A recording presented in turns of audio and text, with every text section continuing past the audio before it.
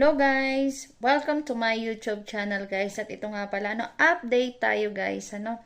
Para sa mga bago pa lang dito sa ating YouTube channel guys. Ayan, isi-share ko sa inyo yung mga agency na pwede nyong pag-applyan papunta dito sa Hungary. Ano nga ba guys yung Hungary?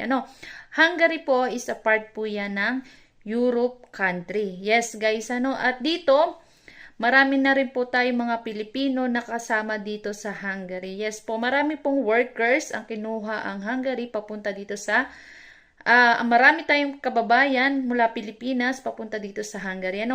Government to government po yung kanilang process. Okay guys, dito ngayon i-discuss ko sa inyo yung mga agency na pwede nyong pag-applyan papunta dito sa Hungary. Bibigyan ko muna kayo guys ng 6 na agency.